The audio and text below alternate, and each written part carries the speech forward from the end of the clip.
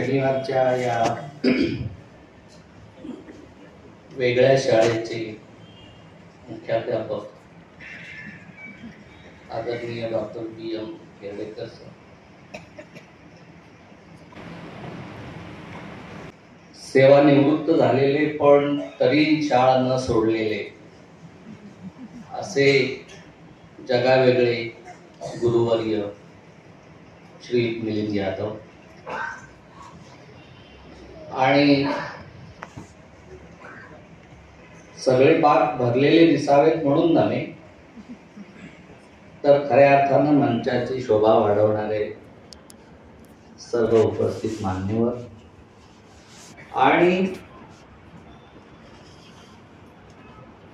हजेरी पटावरचे सगळे विद्यार्थी, समोर बसलेले आपण सर्वांना माझा नम्रपूर्वक नमस्कार. आज पहिल्यांदा मला भीती वाटायला लागलेली आहे. याचं कारण खूप वर्षांनी मी बाकावर बसलो आणि मिलिंद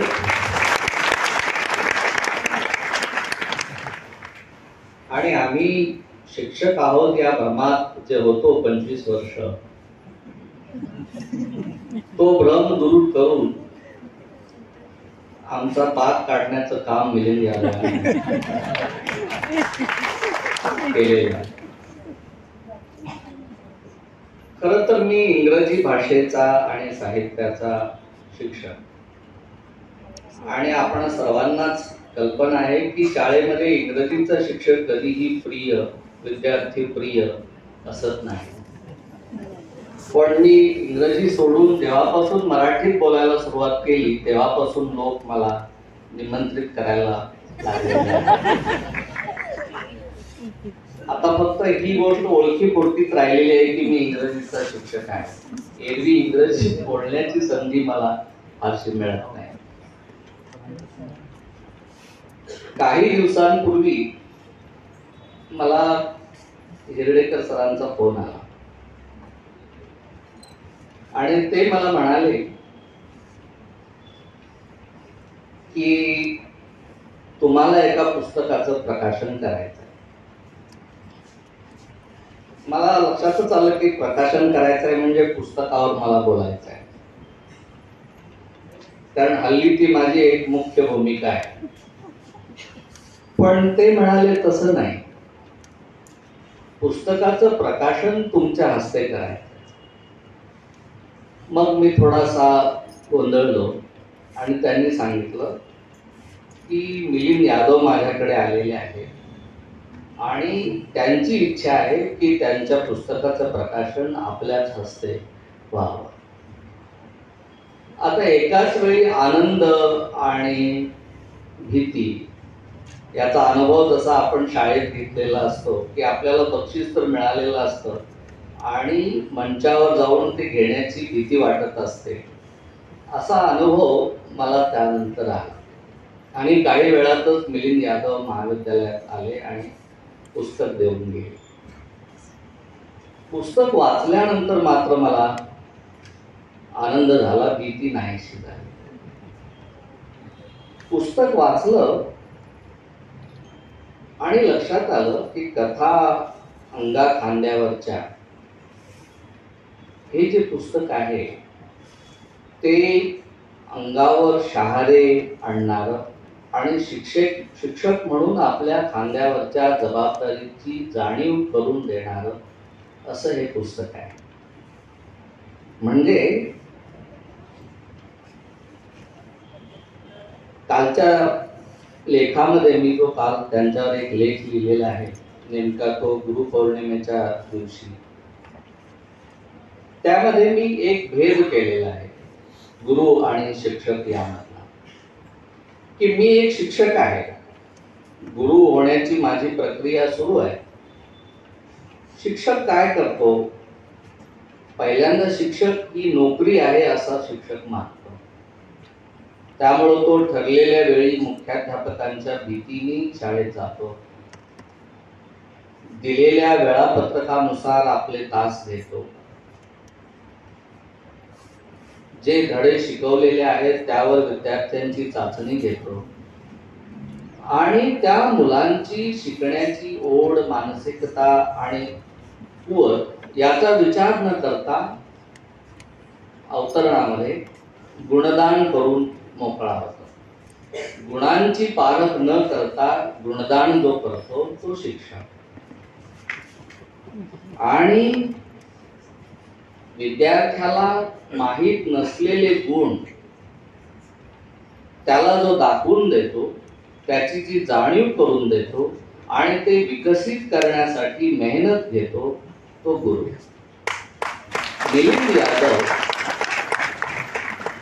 मिलिंद यादव हे सेवानिवृत्त शिक्षक आहे आणि आजन्म गुरु आहे. म्हणून आपल्या लक्षात येईल की हा शिक्षक वर्गात रमणारा नाही,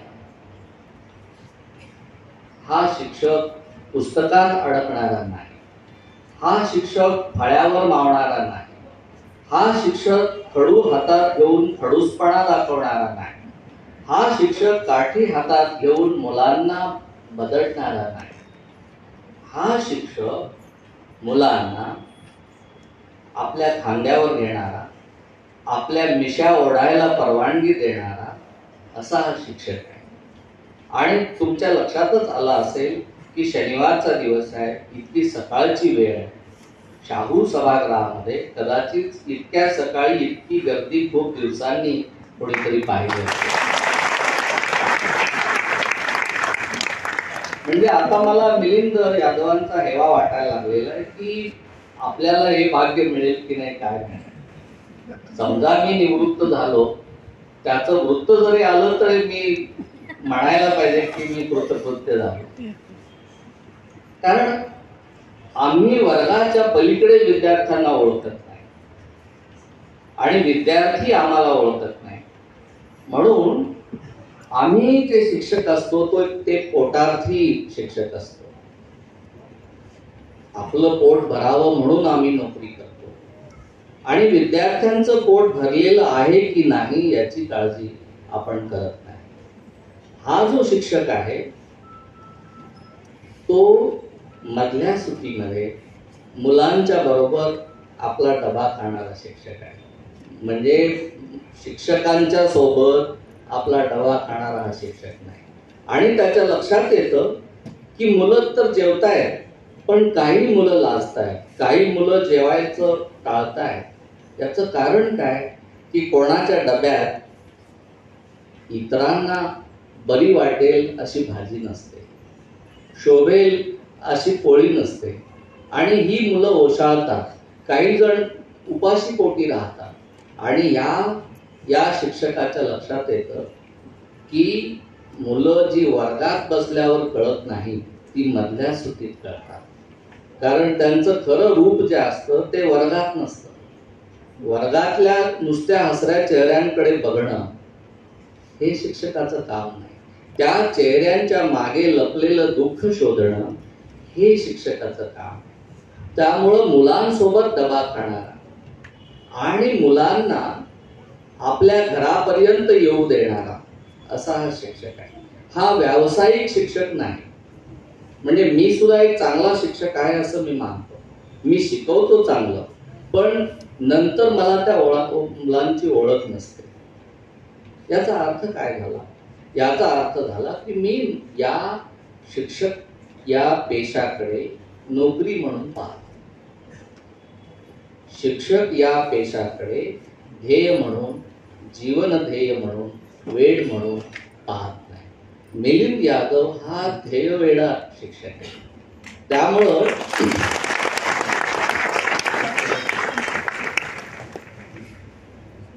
आणि मी तुम्हाला सांगतो की आमच्यासारखे चिल्लर शिक्षक चिक्कार आहे, पण असा ध्येयवेडा शिक्षक या कोल्हापुरात असणं हे कोल्हापूरचं वैभव आहे.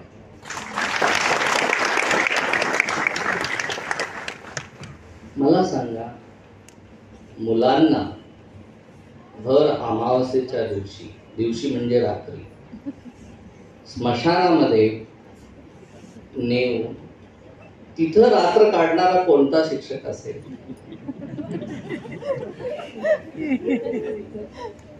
मला सांगा, मुलांना दाजीपूरच्या जंगलात नेऊन 2-3 रात्री मुक्काम करायला लावून गेंडा दाखवणारा कोणता शिक्षक असेल? उलट आपण सहकार्यांच्या मध्ये गेंडा शोधतो आणि आपल्याला आपल्या बरोबरीच्या लोकांमध्ये अनेक प्राणी दिसतही असतात, हे खरं आहे.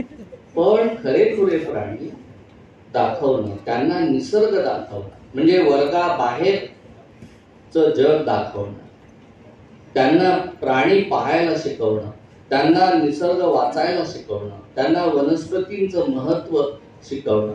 म्हणजे एका मुलाला ते पक्षी निरीक्षणाचं वेड लावतात आणि तो मुलगा महापालिकेचे लोक जेव्हा दारात येतात आणि मेंदी छाटायचा प्रयत्न करतात तेव्हा त्यांना विरोध करतो. आणि विरोधाचं कारण काय, तर त्या मेंदीवर एका छोट्याशा पक्ष्यांनी घरटं केलेलं आहे आणि ही जर मेंदी छाटली गेली तर या निसर्गातील एका महत्वाच्या प्रजातीचं कुटुंब उद्ध्वस्त होणार आहे. हा जो काय म्हणूया इतका सूक्ष्म विचार इतक्या शाळेतल्या मुलांपर्यंत पोहोचवणारा हा मिलिंद यादव आहे. म्हणजे मला आश्चर्य वाटतं की शिक्षणाचं आपण जे म्हणतो त्याचं काय ध्येय काय म्हणजे मुलांना केवळ कोण हुशार आणि कोण ढ असं शिक्के मारण्यासाठी शिक्षण आहे का? काही वर्षांनी मुलांना कोणती तरी एक नोकरी मिळावी आणि त्यांचा आपला संसार जो असेल तो त्यांनी ओढावा यासाठी शिक्षण आहे का? मुळात शिक्षणाचा जो उदात्त असा उद्देश आहे तो केवळ त्याच्यामधलं जे सुप्त मनुष्यत्व आहे त्याचा विकास घडवणं, त्याला फुलवणं हा त्याचा मूळ उद्देश आहे. त्याला नोकरी मिळवणं, व्यवसाय मिळणं ह्या दुय्यम गोष्टी आहेत. म्हणजे आजकाल आपण असं पाहतो की शिक्षणाचं आभासीकरण होत आहे. म्हणजे आज आपल्याला नखशिकांत शिक्षक देखील दिसत नाही या पडद्यावर. शिक्षणाचा आपल्याला पुरा आवाका कळत नाही, नुसता चेहरा दिसतो. मी सुद्धा ऑनलाईन ज्याला लेक्चर्स म्हणतो अशी घेतो, त्यामध्ये माझा नुसता चेहरा दिसतो आणि मुलांचे एवढेसे चेहरे दिसतात. याच्यातूनच लक्षात येईल आपल्याला मुलंही कळत नाही आणि मुलांना आपणही कळत. हा शिक्षक नखशिकांत शिक्षक आहे. तो आपल्या सगळ्या देहबोलीतून शिकवतो, केवळ बोलण्यातून नाही. तो नाचतो, तो उड्या मारतो, तो मुलांसोबत खेळतो आणि याच्यातून तो आपल्या मुलांना घडवतो आणि घडवतो आहोत असं न दाखवता घडवतो. हे महत्वाचं आहे. म्हणजे आज सुद्धा तुम्ही पहा की ते मागच्या बाकावर बसलेले आहेत. खरं तर ते आजच्या कार्यक्रमाचं केंद्रस्थान आहे, पण त्यांनी केंद्रस्थानच कडेला हलवलेलं आहे. त्यामुळे आता आम्ही परिघावर आहोत. स्वतःकडे कमीपणा घेऊन इतरांना मोठं करणारा, मुलांच्या वयाचं होऊन मुलांना मोठं करणारा असा हा शिक्षक आहे. आणि म्हणून या गोष्टी अंगाखांद्यावरच्या ज्या कथा आहेत त्या मला असं वाटतं सगळ्या शिक्षकांनी वाचल्या पाहिजे, सगळ्या पालकांनी वाचल्या पाहिजे आणि सगळ्या मुलामुलींनी वाचल्या पाहिजे. आज असं झालेलं आहे पहा की आपल्याकडे साधारण 2 पद्धतीच्या शाळा आहेत. साध्या आपण ज्याला मराठी माध्यमातल्या शाळा म्हणतो त्या शाळा आहेत आणि आपण ज्याला इंग्रजी माध्यमाच्या शाळा म्हणतो त्या शाळा आहेत.